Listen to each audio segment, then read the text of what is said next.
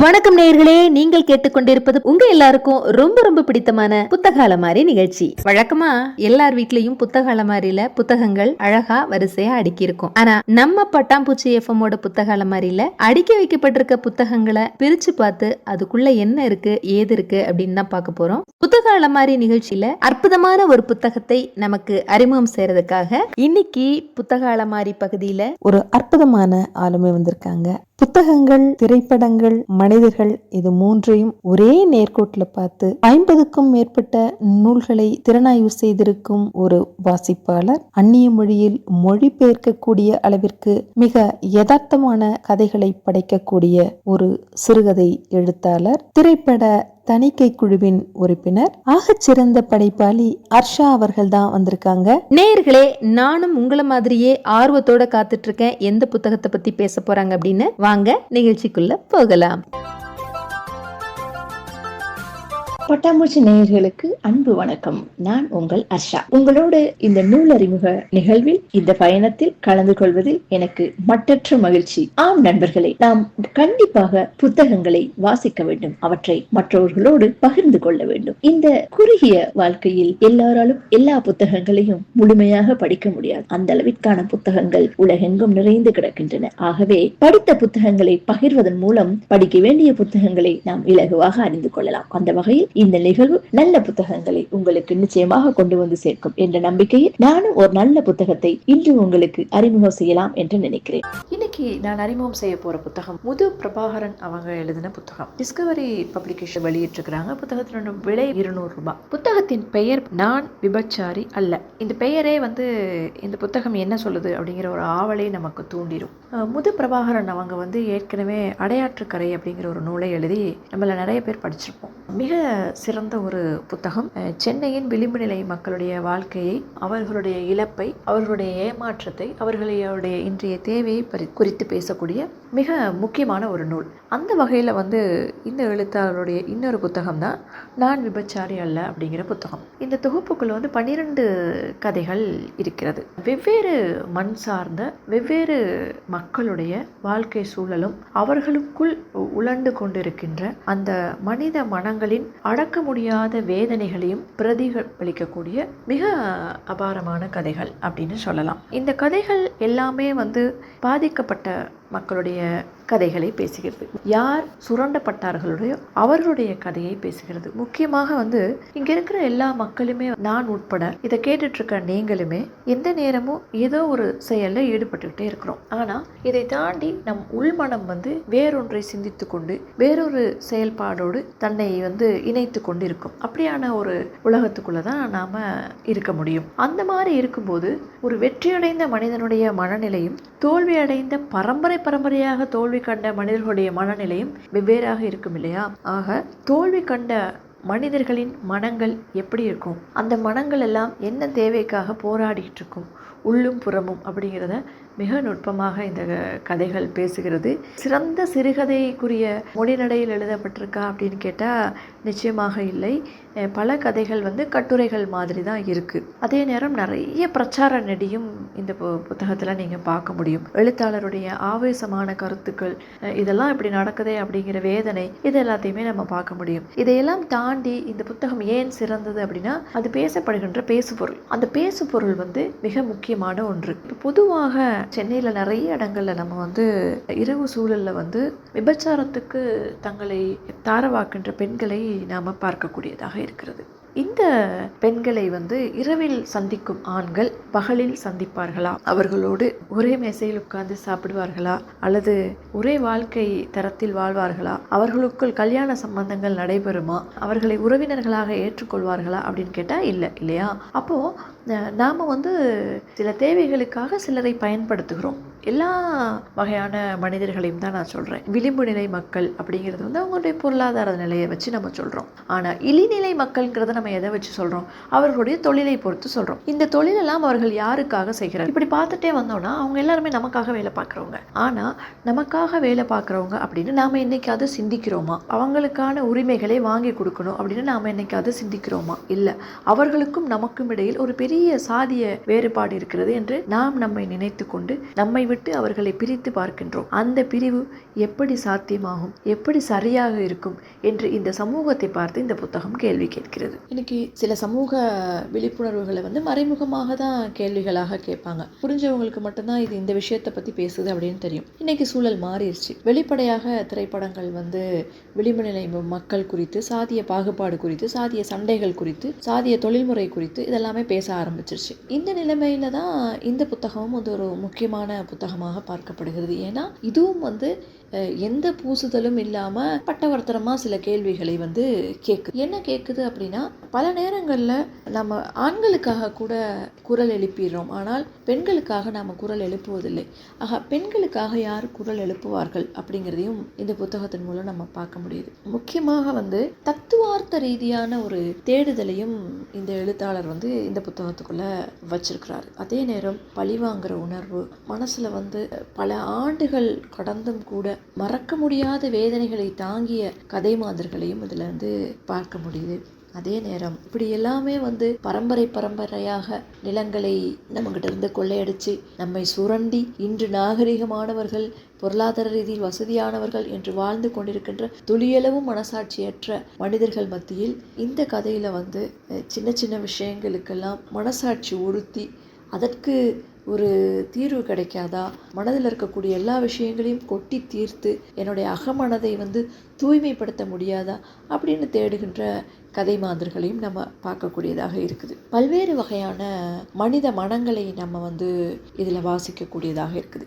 அந்த ஒவ்வொரு மனித மனமும் அன்றாடம் நாம் சந்திக்கிற மனங்கள் தான். இந்த புத்தகத்தை படித்த பிறகு ஒவ்வொருத்தரையும் சந்திக்கும் போது, ஒவ்வொருத்தரையும் பார்க்கும் போதும் உங்களுக்கு உள்மனதிற்குள்ள அது பாலாவாக இருக்குமா, அது இந்த கதாபாத்திரமாக இருக்குமா, இந்த கதைகளுக்குள் இருக்கின்ற கதாபாத்திரங்கள் இந்த சமுதாயத்தில் நிழலாடுவதை நாம் பார்க்கக்கூடியதாக இருக்கு. மொழிநடையும் ஒரு வித்தியாசமான ஒரு மொழி நடை தான். தனித்துவமான ஒரு எழுத்து நடையையும் நம்ம இந்த புத்தகத்தில் பார்க்கக்கூடியதாக இருக்குது. அதே நேரம் அந்தந்த கதாபாத்திரங்களுக்கு ஏற்ப மொழி நடையும் அவர்களுடைய உரையாடல்களும் இருக்கிறதையும் பார்க்கக்கூடியதாக இருக்குது. அது அந்த கதாபாத்திரத்துக்கும் அந்த கதைக்கும் மேலும் வலு சேர்க்கிறது.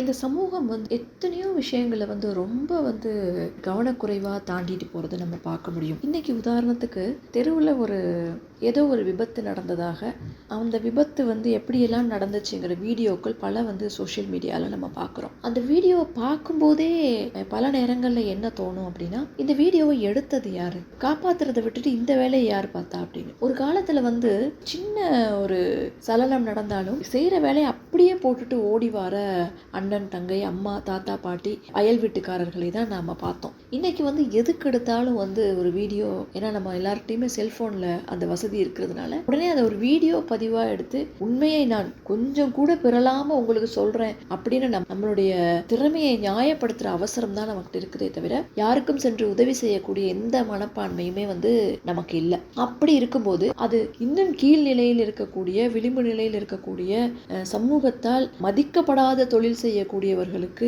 அந்த மாதிரியான ஒரு நிலை ஏற்படும் போது சுற்றி இருக்கின்ற சூழல் எப்படி நடந்து கொள்ளும், அவர்கள் எந்த அளவுக்கு மோசமான மனித மனங்களை கொண்டவர்கள் அப்படிங்கிறத இந்த ஷியாமலாங் அப்படிங்கிற ஒரு கதை ரொம்ப அழகா சொல்லிட்டு போகும். அதே நேரத்துல இந்த கதை இன்னும் மனித மனங்களுடைய சில வெளிப்பாடுகள், அந்த கதையில் வரக்கூடிய கதாபாத்திரம் தான் மரணித்து போகின்ற சூழ்நிலையில் மயக்கத்துக்கு தன்னுடைய உடல் சென்று கொண்டிருக்கிறது, தன் சுயாதீனமற்று போகிறோம் என்று தெரிந்து சுயம் அறிகின்ற போது தன்னுடைய பெயரையும் தனது தொலைபேசி இலக்கத்தையும் யாரை தொடர்பு கொள்ள வேண்டும் என்று சொல்வதாக ஒரு இடம் வருகிறது.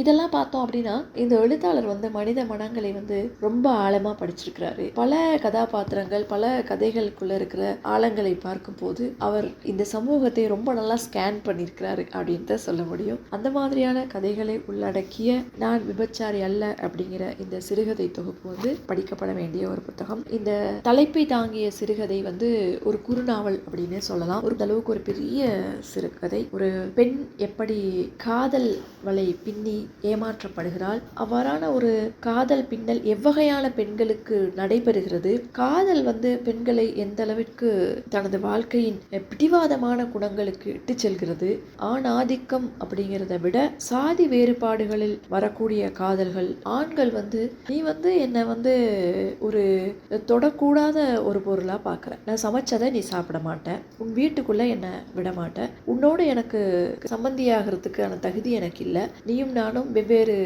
குலம் வெவ்வேறு சாதி. ஆனா ஒரு இருட்டுல ஒதுங்கும் போது ஒரு ஆணுக்கு இதெல்லாம் தெரியாதா? இவ வேற சாதி, இவ ஒரு இழிநிலை பெண் அப்படின்னு தெரியாதா? அந்த இடத்துல உன்னுடைய சாதிய கௌரவம், உன்னுடைய பணக்கார கௌரவம், உன்னுடைய சமூக நிலை இதெல்லாம் எங்க போகுது? ஒரு இருட்டுக்குள்ள ஒரு ஆண் பெண்ணோட ஒதுங்கும் போது இதை பத்தி அவன் கவலைப்படுறதே இல்லை. சமூகத்துக்குள்ள வரும்போதுதான் அப்ப கவலைப்படுறான். இப்ப தனிப்பட்ட மனிதன் எல்லாரையும் ஏற்றுக்கொள்ளக்கூடியவன், சமூகத்தினால அவன் இப்படி தூண்டப்படுகிறான் அப்படின்னு நம்ம இதை எடுத்துக்கிறதா? தனிப்பட்ட மனிதன் அங்க அப்படியே இங்க இப்படி இருக்க விரும்புகிறான். ஒவ்வொரு தனிப்பட்ட மனிதனும் சேர்ந்ததுதான் இந்த சமூகம். அப்ப மனிதன் மிக கொடூரமான கெட்ட குணங்கள் நிறைந்தவன் தான் அப்படின்னு நம்ம பார்க்கறதா? அப்படிங்கிற பல கேள்விகளை இந்த நான் விபச்சாரி அல்ல சிறுகதை கொண்டு வந்தது. ஏன்னா அந்த கதையில வரக்கூடிய அந்த கதாநாயகன் அவளை தன்னோட வழிக்கு கொண்டு வரதுக்காக அவன் என்னென்னவோ பண்றான். காட்டுக்குள்ள போய் முயல் பிடிக்கிறான், எத்தனையோ அவளுக்கு பிடித்த விலங்குகளை பிடித்து கொண்டு அவள்கிட்ட கொடுக்குறான். இப்படியெல்லாம் கொடுத்து நெருங்கி அவள் ஒரு குழந்தைக்கு தாயாகும் போது அவளை விட்டுட்டு ஓடுறான். கல்யாணம் பண்ணிக்க மாட்டேன் அப்படின்னு சொல்றான். அப்போ அங்கிருந்து அவ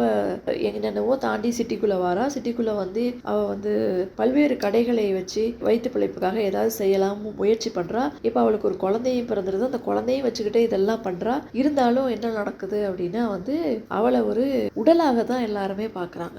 சின்ன பெண் என்ற அடிப்படையில் அந்த உடலை நம்ம எப்படி ருசிச்சு பார்க்கலாம் அப்படின்னு தான் இங்க இருக்கக்கூடிய தனவந்தர்களும் செல்வந்தர்களும் உயர் சாதியினரும் யோசிக்கிறாங்க. அப்ப ஒவ்வொன்றிலையும் அடிப்பட்டு வரக்கூடிய ஒரு பெண் எப்படி அந்த இடத்துல இருந்து வெளியேறா, எவ்வளவு தூரம் அவளுடைய செயல்கள் உச்ச கட்டத்துக்கு போகுது, போய் எப்படி அவ ஒரு சமுதாயத்திற்கே ஒரு முன்மாதிரியாக மாறுகிறாள் அப்படிங்கிற மாதிரி இந்த நான் விபச்சாரி அல்ல சிறுகதை ரொம்ப முக்கியமான ஒரு கதை. இந்த புத்தகத்திற்கு அந்த பெயரை வைத்து வெளியிட்டது ரொம்ப பொருத்தம். ஏன்னா மற்ற கதைகளையும் பார்க்க இந்த கதை ரொம்ப முக்கியமான ஒரு சிறுகதையா நான் பார்க்கிறேன். அது ஒரு பெண் விடுதலைக்கான போராட்டமாக, ஒரு விளிம்பு நிலை பெண்ணின் போராட்டமாக, அது இந்த சமுதாயத்திற்கு பல பெண்களுக்கு ஒரு முன்மாதிரியான போராட்டமாக அந்த கதை எழுதப்பட்டிருக்கிறது. அந்த வகையில் இந்த 12 கதைகளுமே மிக முக்கியமான கதைகள். நாம் கண்டிப்பாக படிக்க வேண்டிய புத்தகம் இது. இந்த ஒரு நல்ல புத்தகத்தை இன்று உங்களுக்கு அறிமுகம் செய்த மகிழ்ச்சியோடு மீண்டும் ஒரு நல்ல புத்தகத்தோடு அடுத்த வாரம் சந்திக்கிறேன். அதுவரை நன்றி, வணக்கம்.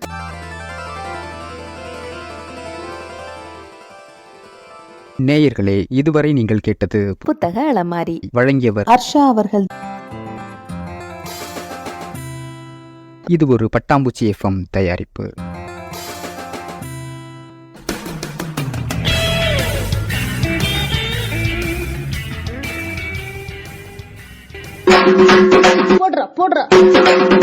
வணக்கம் மக்களே, இன்னைக்கு நம்ம பட்டாம்பூச்சி எஃப்எம்ல கலக்கலா ஒரு புத்தக அறிமுகம். வாங்க வாங்க வந்துட்டே இருங்க.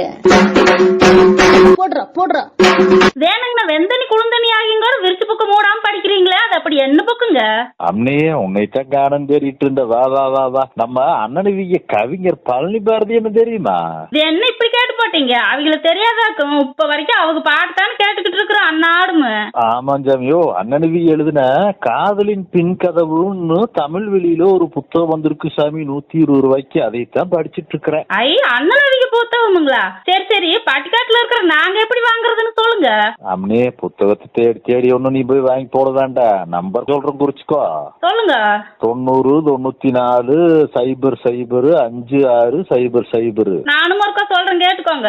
9094005600. சரிங்களா? அதேதான். போடுறா. நாட்ட படிக்கணுமா, நல்லதெல்லாம் கேட்கணுமா, நஸ் நஸ் பட்டாம்பூச்சி குட்டு புழுக்களையும் குரலால நிமித்தனுமா, கூல் பட்டாம்பூச்சி. இது கலை இலக்கியம் சமூகம் என கடைக்கோடி மக்களுக்கு சிறையடிக்கும் ஒரு கலக்கலயம். ஒரு கலக்கலயம், ஒரு கலக்கலயம், ஒரு கலக்கலயம், ஒரு கலக்கலயம். இது கலை இலக்கியம் சமூகம் என கடைக்கோடி மக்களுக்காக சிறகடிக்கும் ஒரு கலக்கல் எஃப்எம்.